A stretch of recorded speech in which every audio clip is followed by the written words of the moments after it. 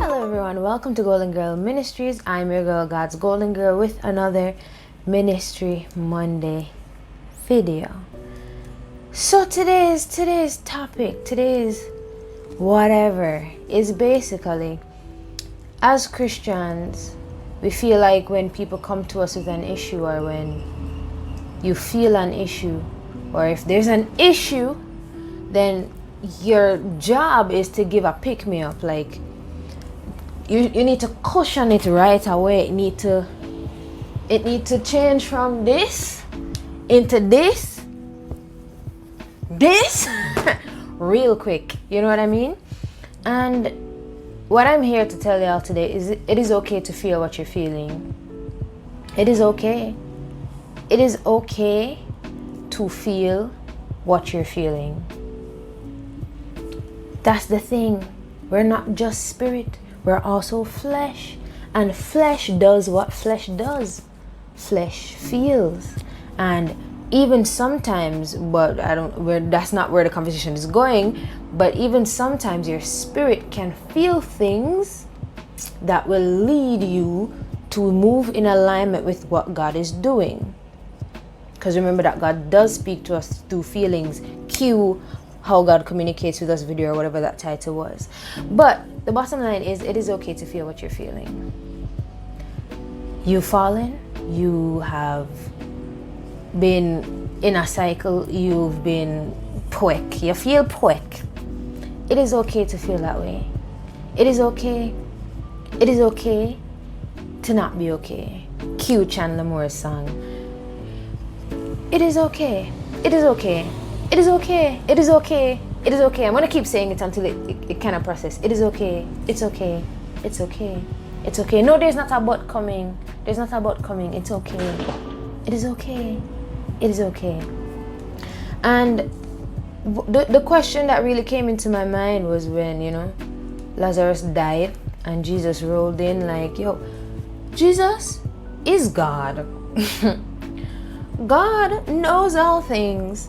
Jesus knows, say, Lazarus gonna raise back. So why him ball?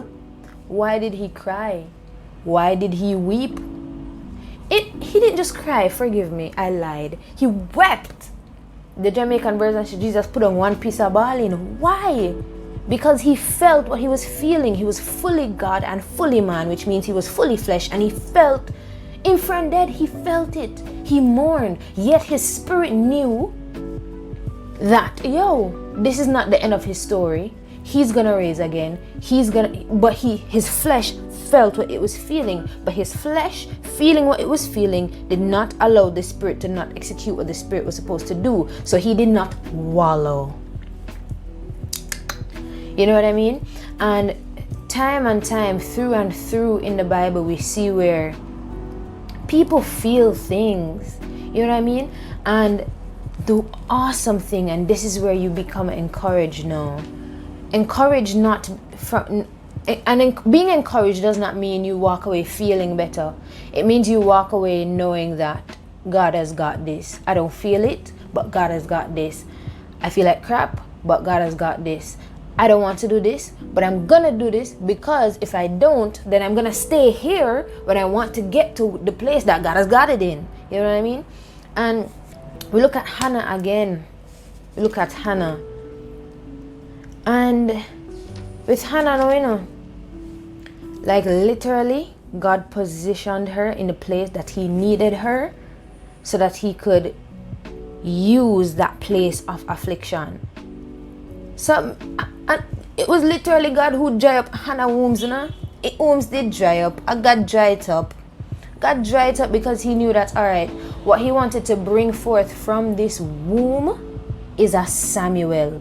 And the Samuel is not for you, Hannah. The Samuel, you have to go get Eli so that Eli can keep him. So if you weren't in that place of affliction for so long, for you to be like, all right, God, if you give me a child, I'm just going to give him back to you, but just give me one, then she wouldn't have reached that place to submit the child to where the child needed to be, so that God could use the child to become what Samuel became in the Bible. Samuel's a G, I'm not hats off to you, Samuel.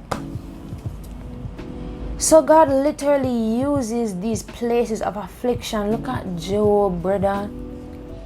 I'm pretty sure say Job never want Job feel it, and I've made videos on this already. Job,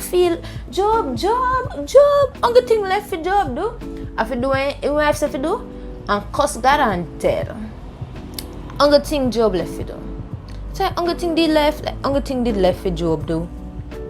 He felt what he was feeling, but in the end, God uses the affliction to advance His causes. And I was really looking for a verse or like something to ground this in, cause that's I love the word.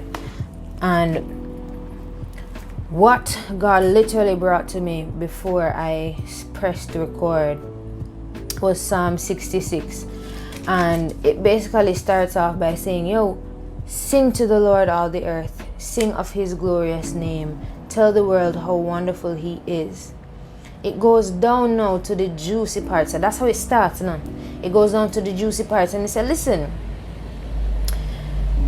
He holds our lives. This is verse 9 of Psalm 66. He holds our lives in His hands, and He holds our feet to the path.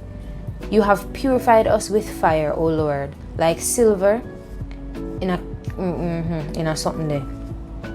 You captured us in a net and laid great burdens on our backs. This is God, He's talking to God what God did. You sent troops to ride across our broken bodies. We went through fire and blood. I don't think you understand what the man say. That's why I love rephrase things. The man say, you cause we for burn. We burn up, but that was a purification process. That was a refining process. You make them capture we in a net. You literally make them burden we power back. And then when we done out and my body broke up, you send troops to ride across it broke up body them. What are you doing? What are you doing? Like, why would you do something like that? And then he ends it off by saying, but in the end, you brought us into wealth and great abundance. It's a Job story. It's a Hannah story. I'm pretty sure, looking in retrospect, Job and Hannah would have got through it again because of what the outcome was. That don't mean they never feel what them would have feel. If them got through it again, them still would have feel what them feel. You know what I'm saying? And this is the part I like.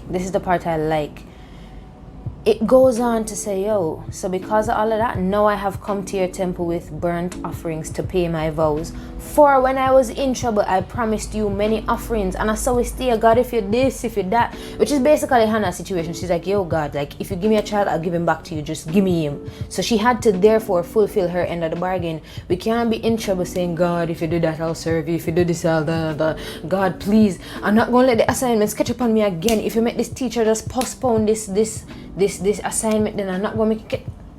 Why are you in the same situation, sis? And then you go, listen, you're not ready for that conversation, but you're going to have it anyways, yes? So he had to fulfill his end of the bargain. And so we come to the last couple of verses. It's juicy, make sure you read it. Juicy, man. Ring out the juice outside. It says, come and hear, all of you who reverence the Lord. So all you watching this, come and hear, all you who reverence the Lord, and I will tell you what he did for me. For I cried to him for help, with praises ready on my tongue. He would not have listened if I had not confessed my sins. The KJV says, if I regard iniquity in my heart, the Lord will not hear me. But he listened. He heard my prayer. He paid attention to it. Blessed be God who didn't turn away when I was praying and didn't refuse me his kindness and love.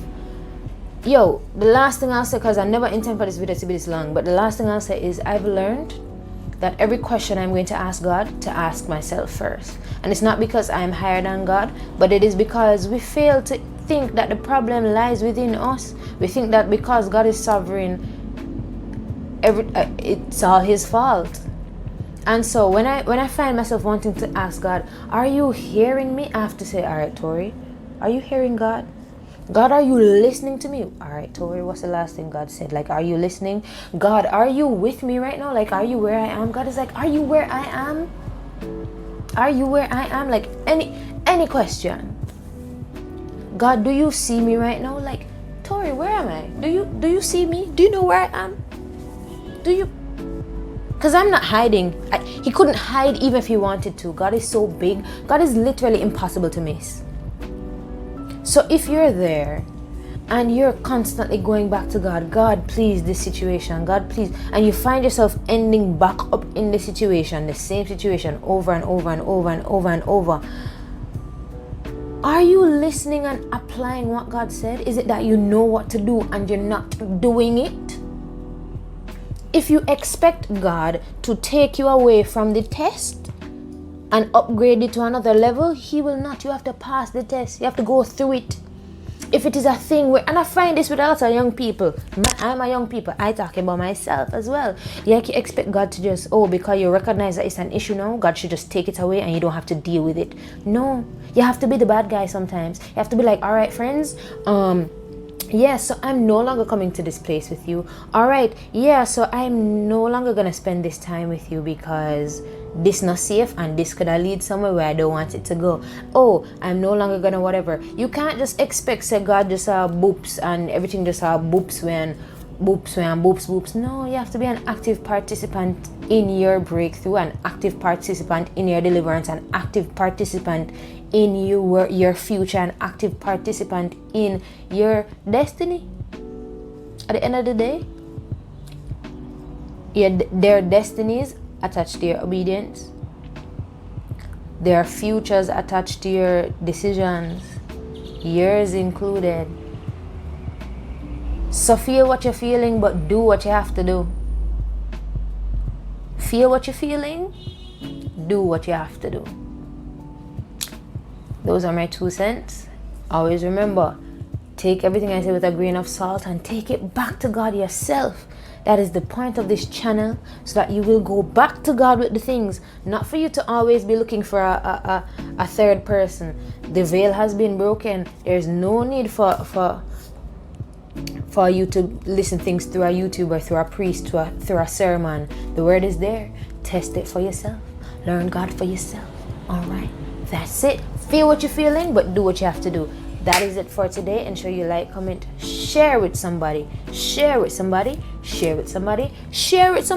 and subscribe. And don't forget, stay golden. How do you stay golden? You bask and you soak in the presence of God till, like Moses in Exodus 33, your face just shines from being in the glory of God.